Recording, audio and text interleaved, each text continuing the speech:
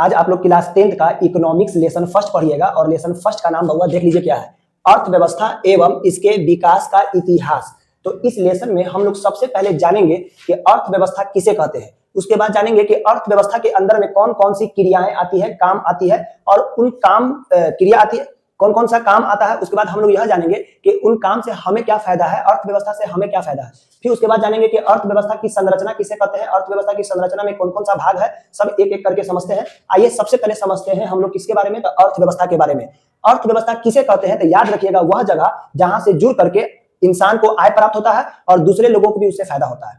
अर्थव्यवस्था याद रखिएगा, अर्थव्यवस्था किसे कहते हैं, तो याद रखिएगा कि अर्थव्यवस्था उस जगह को कहते हैं ना जिस जगह से जुड़ करके इंसान आय प्राप्त करता है। आय मतलब इनकम, पैसा, आय मतलब इनकम, पैसा, और इंसान उससे अगर आय प्राप्त कर रहा है तो उस सभी जगह को हम लोग क्या कहेंगे, अर्थव्यवस्था। जैसे अगर हम कहें, मान लीजिए कह रहे हैं कोचिंग, तो बताइए कोचिंग अर्थव्यवस्था के अंदर में आएगा कि नहीं आएगा? बिल्कुल आएगा, क्योंकि अगर कोचिंग अगर चला रहे हैं तो कोचिंग से टीचर को बेनिफिट होता है, टीचर वहां से पैसा कमाता है, और पैसा तो कमाता है, साथ ही साथ सामने वाले को भी तो फायदा हो रहा है ना, बच्चे को भी तो ज्ञान मिल रहा है ना। तो ऐसे जगह को हम क्या कहेंगे, अर्थव्यवस्था। यानी कोचिंग मेरा किस में आएगा, अर्थव्यवस्था में आएगा। तुम बताओ हॉस्पिटल होगा कि नहीं होगा? बिल्कुल होगा। हॉस्पिटल में काम कर रहे डॉक्टर जो उनको वेतन मिलता है, इनकम मिलता है, पैसा कमाते हैं, और मरीजों का इलाज भी हो रहा है, तो यानी समाज का भी फायदा हो रहा है, और जो वहां काम कर रहे हैं उनका भी फायदा हो रहा है। उसके बाद बताओ बैंक होगा कि नहीं होगा? बिल्कुल होगा। बैंक में काम कर रहा जो मैनेजर होगा, स्टाफ होगा, वो भी पैसा कमा रहा है, और साथ ही साथ समाज के लोगों का भी फायदा हो रहा है। बताओ स्कूल होगा कि नहीं होगा? वो भी होगा, वहां के टीचर को भी वेतन मिल रहा है, कमाई हो रहा है, सब होगा भैया। जो जो जगह जिस जगह से इंसान आय प्राप्त करता है, लोगों का भलाई होता है, उन सारे जगह को हम लोग क्या कहते हैं,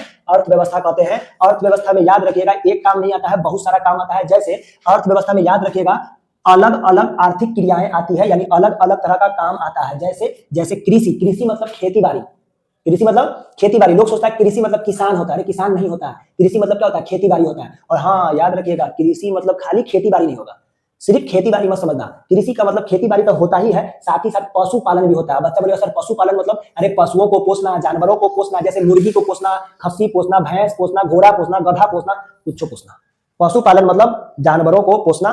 मुर्गी पालन भी हो जाएगा, याद रखिएगा। मुर्गी मतलब पक्षी टाइप में आ जाता है, वो भी होगा। लेकिन तो चलिए अर्थव्यवस्था में बताओ अलग अलग काम आता है ना भाई। अलग अलग काम में जैसे कृषि समझ में आ गया। उद्योग मतलब कारखाना, फैक्ट्री। व्यापार यानी बिजनेस। बैंक। बीमा LIC, जीवन के मरने के पहले मरने के बाद वही बीमा। उसके बाद परिवहन का मतलब गाड़ी सवारी। परिवहन का मतलब गाड़ी सवारी। बताओ गाड़ी सवारी जो चला रहा है फटफटिया, तो उसको उससे फायदा है कि नहीं फायदा है? उसको भी फायदा है। जो सवार होकर के जा रहा है सफर में, उसको भी फायदा है। तो कहने का मतलब परिवहन भी किसमें आएगा, अर्थव्यवस्था में आएगा। संचार भी आएगा। संचार मतलब एक जगह के मैसेज को दूसरे जगह तक पहुंचाने वाला रास्ता, जैसे अखबार, न्यूज। हाँ तो ये सब होगा। मोबाइल भी हो जाएगा। मोबाइल में देखो एक बात को हम लोग दूसरी जगह पहुंचा देते हैं, तो मोबाइल भी इसी में आएगा। तो बताओ मोबाइल से हम लोग को फायदा है कि नहीं? बिल्कुल फायदा है।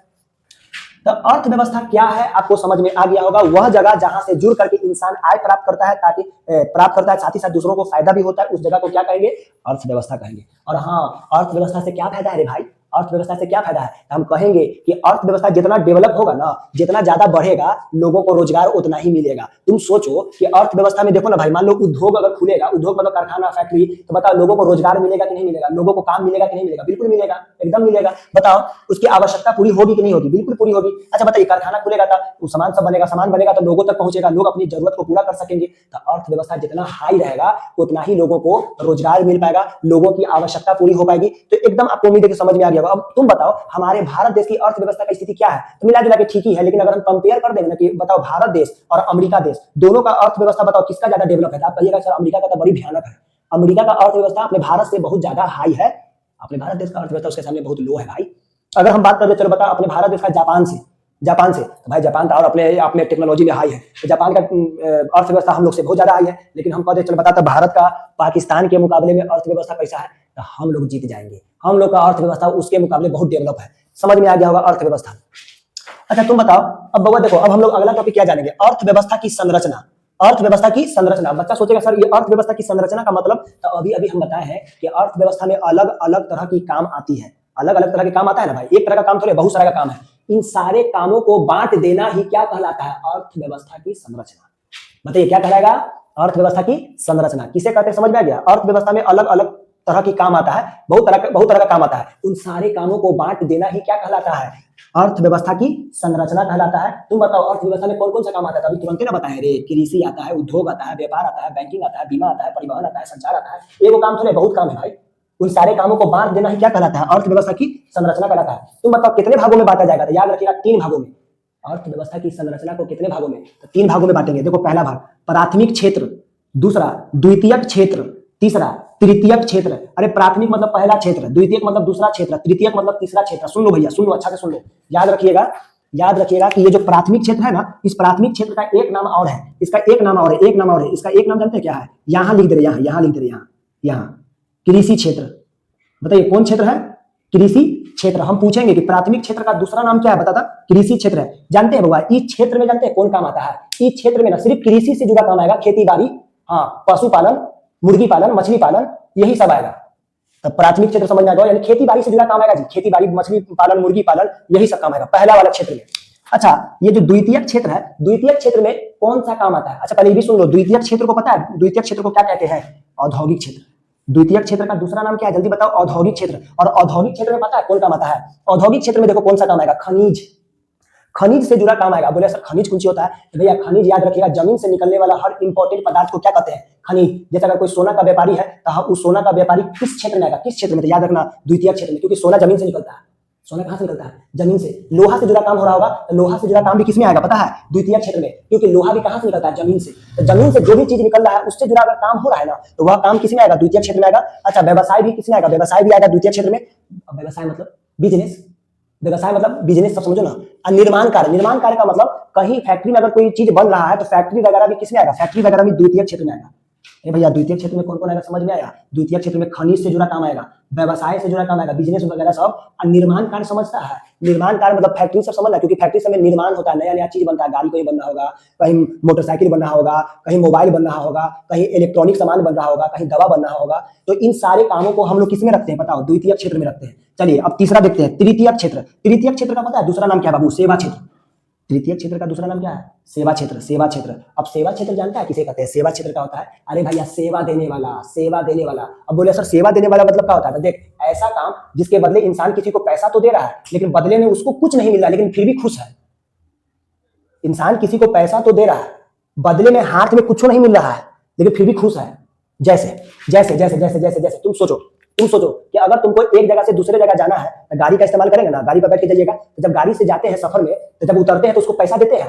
तो पैसा जब देते हैं तो क्या आपको ऑटो वाला हो, बस वाला हो, तो क्या बदले में वो आपको ऑटो दे देता है कि ले जाइए, घर ले जाइए? तो भाई नहीं देता है। तो क्या देगा? आपका जरूरत हो गया पूरा, आप उसको पैसा दिए, आपका जरूरत पूरा हुआ, निकल गया, आपको हाथ में थोड़े कुछ हो देगा, कुछ नहीं देगा। इसीलिए जो गाड़ी सवारी है ना, वो गाड़ी सवारी भी किसमें आएगा पता है? तृतीय क्षेत्र में आएगा। देखिए एग्जाम्पल लिख दिए है, बैंक। तो बताइए बैंक में जाते हैं तो आप पैसा देते हैं, जमा करते हैं, तो बदले में वो भी आपको पैसा देता है, लीजिए ना, रख लीजिए पैसा, थोड़े पैसा देगा। आप रखिए, आपका जरूरत पूरा हो गया, आप पैसा दिए, आपका जरूरत पूरा, आप भी खुश, उधर उधर वो भी खुश। तो बैंक, बीमा, परिवहन, बीमा मतलब वही LIC, परिवहन यानी गाड़ी सवारी, संचार यानी मैसेज पहुंचाने वाला कोई चीज, जैसे मोबाइल मान के चलो, मोबाइल में हम लोग पैसा भर कर रिचार्ज करवाते हैं, हम लोग का रिचार्ज हो गया, क्या हाथ में कुछ मिला? तो हाथ में रिचार्ज हाथ में मिलेगा? नहीं मिलेगा। तुम्हारा जरूरत पूरा हो गया, तुम खुश हो, रिचार्ज करवाने वाला भी खुश, रिचार्ज करने वाला भी क्या है? खुश। व्यापार यानी बिजनेस, ये सब किसमें आएगा जल्दी बताइए? तृतीय क्षेत्र में आएगा। समझ में आया?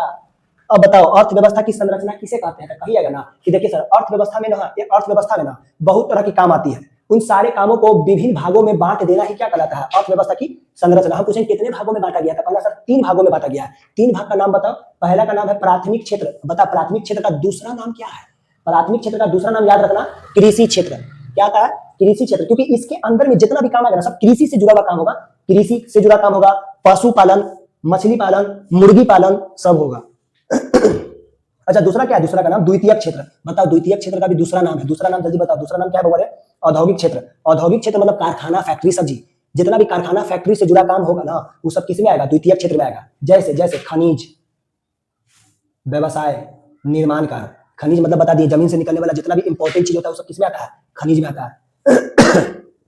तृतीय क्षेत्र का नाम क्या है? तृतीय क्षेत्र का अगला नाम क्या है? दूसरा नाम देखो सेवा क्षेत्र। यानी इसमें जितना भी सेवा से जुड़ा काम होगा ना, सेवा देने वाला काम, सेवा देने वाला, वो सारा काम किसमें आएगा? तृतीय क्षेत्र में आएगा। बोलिए आज का पढ़ाई समझ में आया? यही आपको आज बताने वाले थे।